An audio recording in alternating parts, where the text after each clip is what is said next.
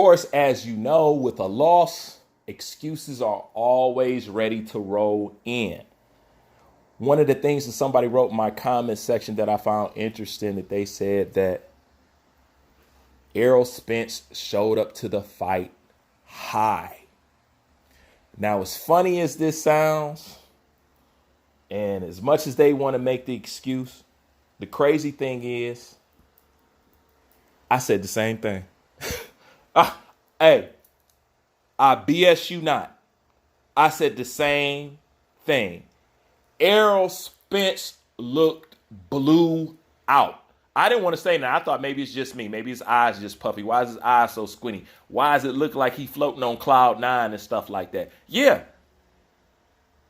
Although it sounds funny, I'm not going to disagree because I thought the same thing. I'm like, damn, Errol Spence looked high as hell. And I know what Errol Spence looked like when he blitzed. He looked like he was blue. Straight up.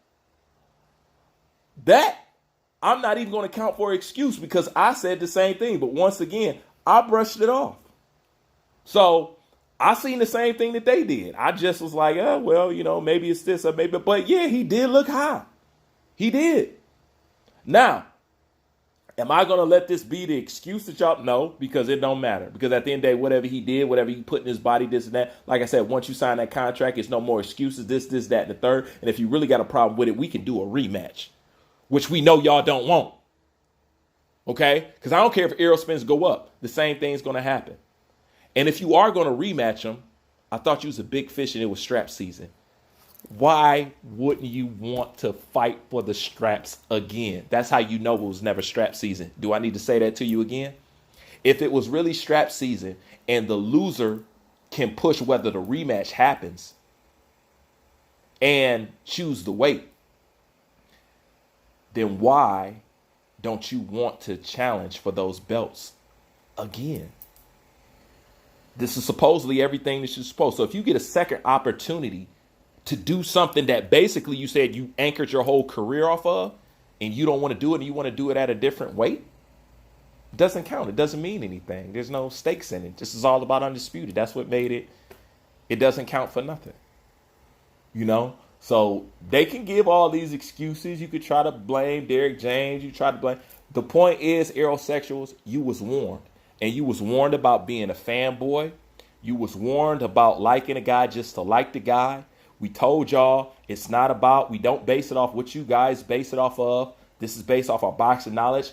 And we know that Terrence Crawford, do you guys remember Bruce saying this? Terrence Crawford fighting Errol Spence will not tell me how great Terrence Crawford is. I know he's better than Errol Spence. I want to see his limits. But him fighting Errol Spence will not tell me how great he is. I already know he's better than Errol Spence. I want to get to the fight where I question. That's what I wanted for Crawford. And people who've been on my channel, they can attest and admit they heard me say that constantly. Errol Spence is not the test for Crawford. If anything, it was the easiest fight he had. I want to see a fight where I'm not too sure. That's why I like the Charlo fight. Because although I don't think Charlo is more skilled than him or this, and that, the size might play a role, and that might give the challenge or the deficit that I would like to see Crawford stand behind and do something great. That was always me. You know, but if it was really strap season, if you had a second opportunity to go for all those straps again and dethrone the best fighter in the world, this and that, why wouldn't you take it? That's all I'm saying. Why wouldn't you? And we all know it's not a rematch if it's at a different weight. And why would you even want a rematch if it's not for the belts? Just saying.